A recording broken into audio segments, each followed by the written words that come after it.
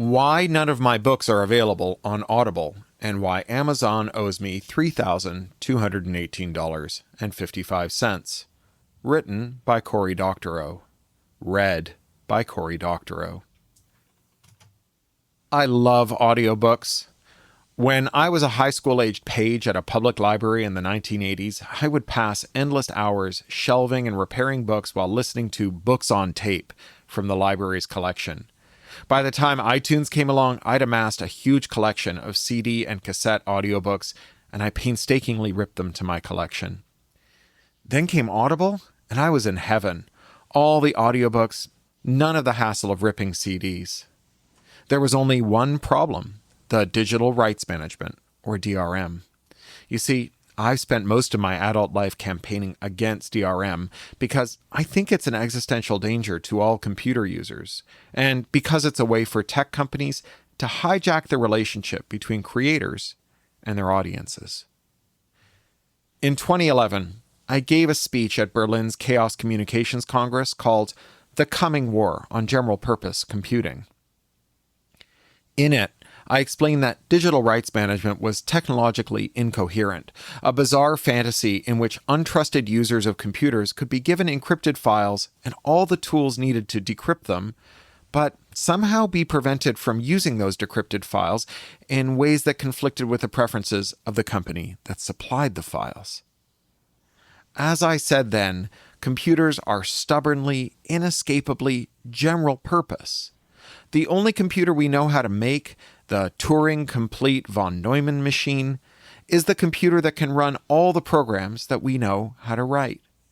When someone claims to have built a computer-powered appliance, say a smart speaker or, God help us, a smart toaster, that can only run certain programs, what they mean is they've designed a computer that can run every program, but which will refuse to run programs unless the manufacturer approves them. But this is also technological nonsense. The program that checks to see whether other programs are approved by the manufacturer is also running on the untrusted adversary's computer.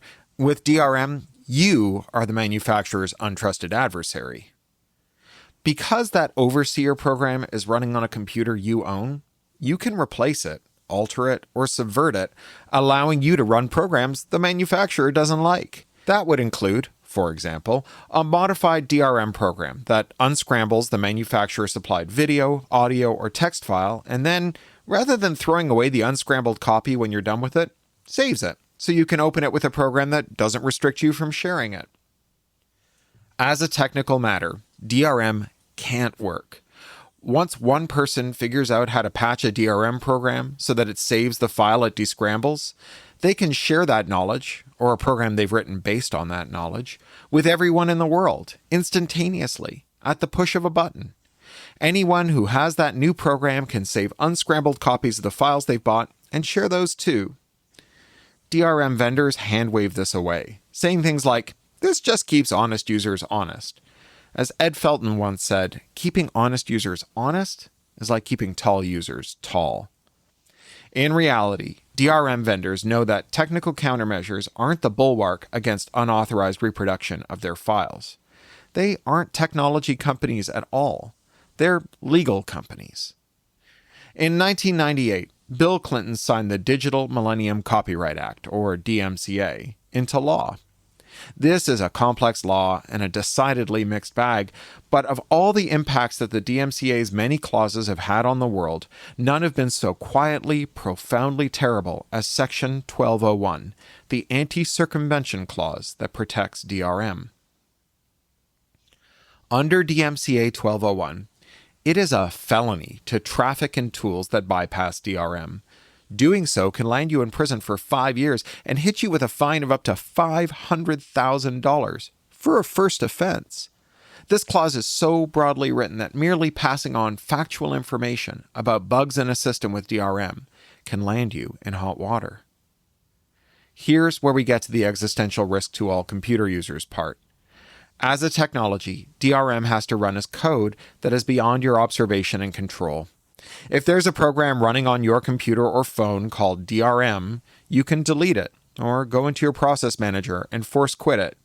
No one wants DRM. No one woke up this morning and said, damn it, I wish there was a way I could do less with the entertainment files I buy online. DRM has to hide itself from you, or the first time it gets in your way, you'll get rid of it. The proliferation of DRM means that all the commercial operating systems now have a way to run programs that the owners of computers can't observe or control. Anything that a technologist does to weaken that sneaky hidden facility risks DMCA 1201 prosecution and half a decade in prison. This means that every device with DRM is designed to run programs that you can't see or kill, and no one is allowed to investigate those devices and warn you if they have defects that would allow malicious software to run in that deliberately obscured part of your computer, stealing your data, and covertly operating your device's sensors and actuators. This isn't just about hacking your camera or microphone. Remember, every computerized appliance is capable of running every program, which means that your car's steering and brakes are at risk from malicious software, as are your medical implants and the smart thermostat in your home. A device that is designed for sneaky code execution and is legally off limits to independent auditing is bad. A world of those devices we put inside our bodies and put our bodies inside of, is fucking terrifying. DRM is bad news for our technological future, but it's also terrible news for our commercial future. Because DMCA 1201 bans trafficking and circumvention devices under any circumstances, manufacturers who design their products with a thin skin of DRM around them can make using those products in the way that you prefer into a literal crime, what Jay Freeman calls felony contempt of business model. The most obvious example of this is the right to repair fight. Devices, from tractors and cars to insulin pumps, wheelchairs, and ventilators, have been redesigned to use DRM to detect and block independent repair, even when the technician uses the manufacturer's own parts. These devices are booby-trapped so that any tampering requires a new authorization code from the manufacturer, which is only given to the manufacturer's own service technicians. This allows manufacturers to gouge you on repair and parts, or simply declare that your device is beyond repair and sell you a new one. Global monopolistic corporations are drowning the planet in e-waste as a side effect of their desire to block refurbished devices and parts from cutting into their sales of replacements. DRM laws like DMCA 1201 are now all over the world, spread by the U.S. Trade Representative, who made DRM laws a condition of trading with the USA and a feature of the WTO agreement. Whether you're in South America, Australia, Europe, Canada, or even China, DRM breaking tools are illegal. But remember, DRM is a technological fool's errand. So while there is no above-ground legal market for DRM breaking tools, there is still a thriving underground for them. For example, farmers all over the world replace the software on their John Deere tractors with software of rumored Ukrainian origin that floats around on the internet. This software lets them fix their tractors without having to wait days for a $200 visit from a John Deere technician, but no one knows what's in the software or who made it, or whether it has sneaky backdoors or other malicious code. And yet, manufacturers keep putting DRM in their products. The prospect of making it a felony to displease your corporate shareholders is just too much to resist. Which brings me back to Audible. Back before Amazon owned Audible, I bought thousands of dollars worth of Audible audiobooks, and they work great, but they failed badly. When I switched operating systems and could no longer get an Audible playback program, I was in danger of losing my audiobook investment. In the end, I had to rig up 3 old computers to play my Audible audiobooks out in real time and recapture them as plain old MP3s. It took weeks. If I'd made the switch a couple of years later, it would have been months. The audiobooks folder on my current system has 281 days worth of audio. Amazon bought Audible during a brief interval in which the company was taking on DRM. They had just launched the Amazon MP3 store as a rival to Apple's iTunes store, which sold music without DRM, so users wouldn't be locked to Apple's platform. This was a problem the music industry had just woken up to. After years of demanding DRM, they realized that nearly all the digital music they'd ever sold was locked to Apple's platform, and that meant Apple got to decide whether and how their catalog was sold. Amazon's MP3 store slogan was DRM, don't restrict me. They even sent me a free t-shirt to promote the launch because they knew my feelings on DRM. When Amazon announced its Audible acquisition, they promised that they would remove DRM from the Audible store, and I rejoiced. Then, after the acquisition, nothing. Not a word about DRM. The Amazon PR people who'd once enthusiastically pitched me on Amazon's DRM-free virtue stopped answering my email. When I got new PR pitches from Amazon, I'd reply by asking about DRM, and I'd never hear from those PR people again. I got invited to give a talk at Amazon, and I said, sure, I'd do it for free, but I wanted to talk to someone about Audible and DRM. The invitation was rescinded. Once on a book tour, I gave a talk at Goodreads, another Amazon division, about my work, and when they asked if I had any questions for them, I raised Audible's DRM, and the senior managers in the audience promised to look into it. I never heard from them again. Today, Audible dominates the audiobook market. In some verticals, their market share is over 90%, and Audible will not let authors or publishers opt out of DRM. If you want to publish an audiobook with Audible, you must let them add their DRM to it. This means that every time one of your readers buys one of your books, they're locking themselves further into Audible. If you sell $1 million worth of audiobooks on Audible, that's $1 million your readers have to forfeit to follow you to a rival platform. As a rights holder, I can't authorize my users to strip off Audible's DRM and switch to a competitor. I can't even find out which of my readers bought books from Audible and send them a download code for a free MP3. Even when I invest tens of thousands of dollars of my own money to hire professional narrators to record my audiobooks, if I sell them on Audible, they get the final say in how my readers use the product I paid to create. If I provide my readers with a tool to unwrap Audible's DRM from my copyrighted books, I become a copyright infringer. I violate Section 1201 of the DMCA, and I can go to prison for 5 years and face a $500,000 fine for a first offense. All of this is so glaringly terrible that it prompted me to coin Doctorow's first law. Anytime someone puts a lock on something that belongs to you, but won't give you the key, that lock is not there for your benefit. It's been more than a decade since Amazon bought Audible, and it's clear that their DRM policy isn't going anywhere. Which is why none of my audiobooks are available on Audible. I don't want to contribute to the DRMification of our devices, turning them into a vast, unauditable attack surface that is designed to run programs that we can't see or terminate. I don't want my work to be a lure into a DRM-poisoned platform. I don't want to make myself beholden to Amazon, locking my customers to its platform with every sale. This doesn't mean I don't have audiobooks. I do.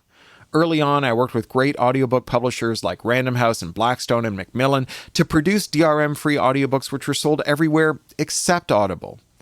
But Audible has the vast majority of the market, and it just didn't make financial sense for these publishers to pay me a decent sum for my audio rights and then pay great narrators and engineers to produce books. So I started retaining my audio rights in my book deals and paying to record my own audiobooks. The first one was Information Doesn't Want to Be Free, recorded by Will Wheaton, with introductions by Neil Gaiman and Amanda Palmer, which explains Doctorow's first law in detail. Since then, I've produced many more independent audiobooks, including the audio for Homeland, the best-selling sequel to my YA novel Little Brother, also narrated by Will. Walkaway, a fabulous multicast audiobook starring Amber Benson, Will Wheaton, Amanda Palmer, Myron Willis, Gabrielle DeQueer, and others.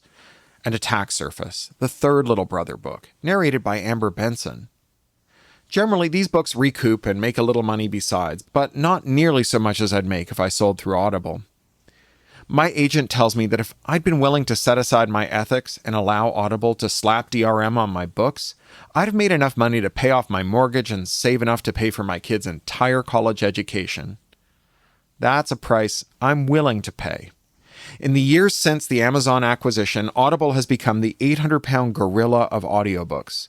They have done all kinds of underhanded things, like buying up the first couple books in a series and releasing them as Audible-only recordings, then refusing to record the rest of the series, orphaning it. They're also notorious among narrators for squeezing their hourly rates lower than anyone else. Audible also refuses to sell into libraries, so all the Audible original titles are blocked from our public library systems.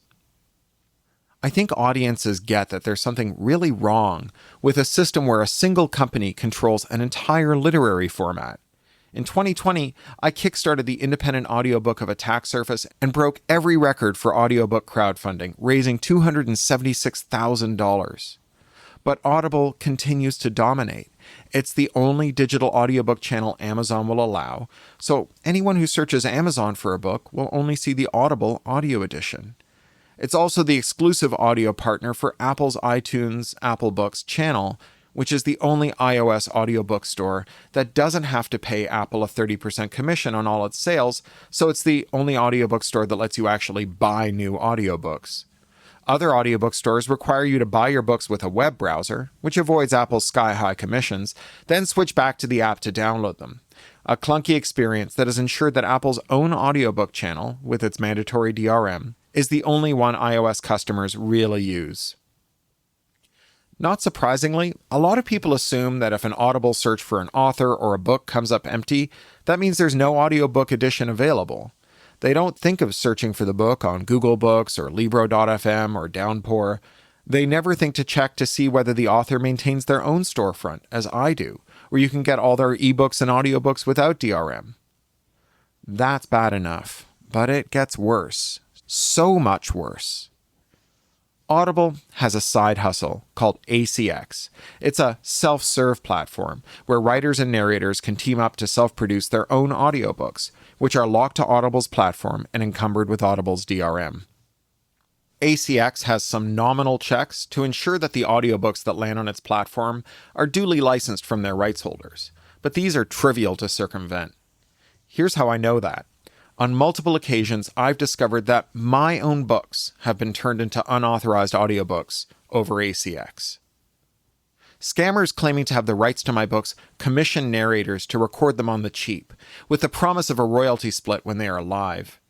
Inexperienced narrators, excited at the prospect of recording a major book by a best-selling author, put long, grueling hours into recording them. Then the book goes live and I discover it and have it taken down. The scammer disappears with the profits from the sales in the interim, and the narrator is screwed. As am I. Because these illegal ACX audiobooks compete with my own self-produced editions, for which I pay narrators, directors, and editors a fair wage for their creative labor. These unauthorized ACX audiobooks show up in searches for my name on Audible and Amazon, where my own, vastly superior and authorized DRM-free audiobooks are not allowed. This isn't an isolated incident. It's happened over and over again.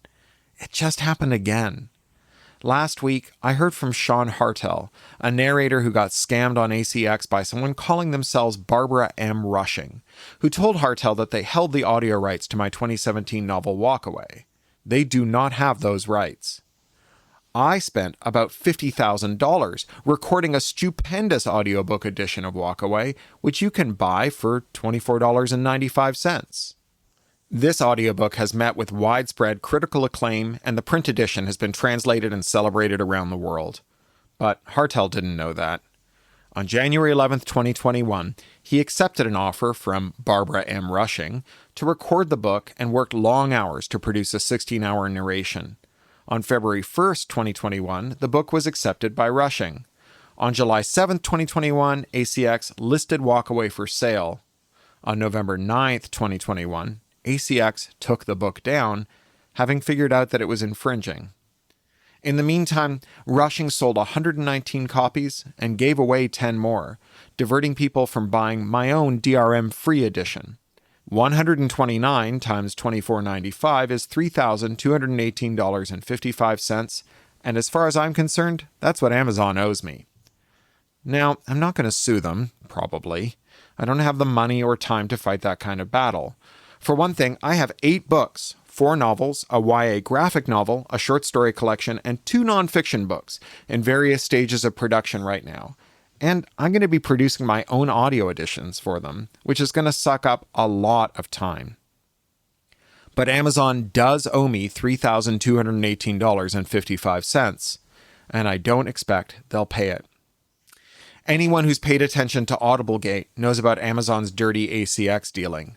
The company has been credibly accused of more than $100 million in wage theft from ACX authors and narrators, whom it has scammed with a combination of a one-sided refunds policy and out-and-out accounting fraud. I know a lot about Audiblegate because there's a whole chapter about it in Choke Point Capitalism, How Big Tech and Big Content Captured Creative Labor Markets and How We'll Win Them Back, the book on creative labor markets that Rebecca Giblin and I wrote for Beacon Press. Choke Point Capitalism explains how large media and tech companies have cornered the markets for creative labor, and why giving creators more copyright won't unrig this rigged game. The tech and entertainment giants are like bullies at the school gate who get to shake down creators for their lunch money every day. To reach your audience, you have to go through the choke points they have erected, and when you do, any additional copyright powers Congress has granted you is taken away as a condition of entry. Think of how Audible non-consensually takes away your right to use DRM law if you want to list your audiobooks. If you give your bullied kid more lunch money, you won't buy them lunch. You'll just make the bullies at the school gate richer. Giving creators more copyright inevitably results in those copyrights being transferred to Amazon and other monopolists. To get lunch for your kid, or justice for creators, you have to get rid of the choke points. That's what choke point capitalism is really about. Not just how the markets got rigged, but how to fix them, with a list of shovel-ready practical actions for local governments, national legislatures, artist groups, as well as creators, technologists, and audiences. We're going to be rolling out a crowdfunding campaign for the Choke Point Capitalism audiobook in a couple of weeks. The book comes out in mid-September. We've scored an incredible narrator, Stefan Rudnicki, whom you may have heard on the Ender's Game books, or Hubris by Michael Isikoff and David Korn, or any of 1,000 other audiobooks.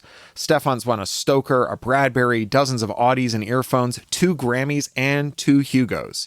It's going to be fucking great. And it won't be available on Audible, who owe me $3,218.55. But you know what will be available on Audible?